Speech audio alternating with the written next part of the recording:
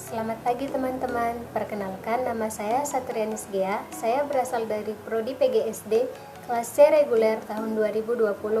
Pada kesempatan ini, saya akan buat sebuah video pembelajaran untuk meningkatkan perkembangan kognitif pada anak usia dini melalui metode bercerita menggunakan gambar. Video pembelajaran ini saya buat untuk memenuhi tugas yang diberikan oleh Ibu Penny Husnahandayani selaku dosen pengampu mata kuliah pendidikan anak usia dini. Adapun sasaran dari video pembelajaran ini yaitu anak usia dini dengan rentang usia 2-6 tahun. Nah, di mana kita ketahui pada usia ini seorang anak akan lebih mudah memahami dan mengetahui suatu objek apabila ia langsung melihatnya. Dan kita dapat mengembangkan aspek kognitif anak tersebut dengan memberikan gambar-gambar kepada dia supaya dia lebih memahami bagaimana sebenarnya objek yang kita maksud tersebut. Pada kesempatan ini, cerita yang akan saya bawakan berjudul Kisah Semut dan Jangkrik. Selamat menyaksikan. Kisah Jangkrik dan Semut. Ada suatu hari yang cerah, tampaklah sekumpulan semut keluar dari sarang mereka dan bersiap untuk mencari makanan. Sesampainya di tanah lapang, ada semut yang bertugas menjadi seorang pemimpin. Dia mengarahkan teman-temannya untuk saling bekerja sama dan mengumpulkan makanan. Mereka saling berbagi tugas. Ada semut yang bertugas untuk memanjat dahan makanan yang akan dikumpulkan. Ada beberapa semut yang bertugas untuk mengumpulkan makanan yang telah diambil semut lain yang dari atas dahan.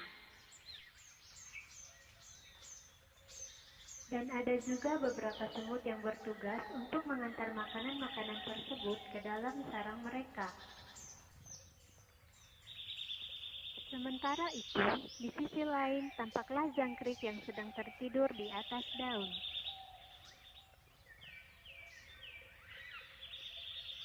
Karena merasa terganggu akan aktivitas para semut, akhirnya si jangkrik pun terbangun dan menatap ke arah semut dengan wajah yang marah.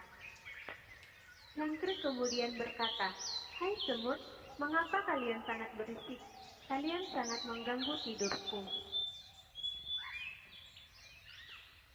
Lalu, salah satu semut datang menghampiri jangkrik dan berkata, "Hai jangkrik, maaf jika kami mengganggu, tapi bukankah ini sudah siang dan sudah waktunya untuk mengumpulkan makanan?"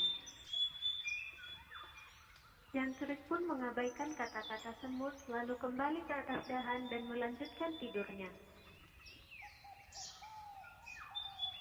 Lalu, pada suatu hari muncullah musim kemarau. Seisi hutan dilanda kekeringan. Daun-daun segar pun sudah tidak ada lagi. Semuanya gersang dan sangat kering. Di tengah situasi itu, tampaklah jangkrik yang sedang kelaparan dan kehausan, karena sudah tidak ada lagi yang bisa dia makan dan dia minum. Kemudian dia pun berteriak minta tolong. Mendengar teriakan si jangkrik, semut yang berbaik hati pun menghampiri jangkrik tersebut dengan membawa makanan dan minuman yang sebelumnya telah mereka kumpulkan. Jangkrik pun senang karena semut masih peduli kepadanya, dan dia pun menyesal karena tidak mendengarkan nasihat semut sebelumnya untuk mengumpulkan makanan dan minuman sebagai persiapan apabila kemarau tiba-tiba melanda. Dan berakhirlah kisah semut dan jangkrik. Tamat. Setelah menyaksikan cerita tersebut, apa sih kaitan antara perkembangan kognitif seorang anak dengan bercerita dengan menggunakan metode bergambar? Adapun kaitannya yaitu, dengan melihat gambar-gambar tersebut, anak akan lebih mudah mengetahui sebenarnya bagaimana bentuk semut dan jangkrik, di mana semut dan jangkrik tinggal. Bahkan, anak dapat mengetahui bagaimana situasi yang disebut dengan kemarau setelah mendengarkan cerita yang telah disajikan sebelumnya. Selain meningkatkan perkembangan kognitif, ternyata metode bercerita dengan menggunakan gambar dapat meningkatkan aspek moral dan emosi pada seorang anak. Berdasarkan cerita tersebut, anak diajarkan bahwasanya kerjasama merupakan suatu hal yang penting dalam melakukan suatu pekerjaan.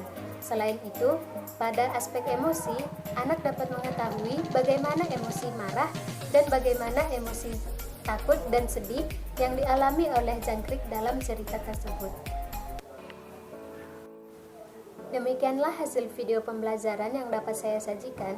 Apabila masih terdapat kekurangan dan kesalahan dalam penyampaian saya mohon maaf. Atas perhatian teman-teman sekalian, saya mengucapkan terima kasih.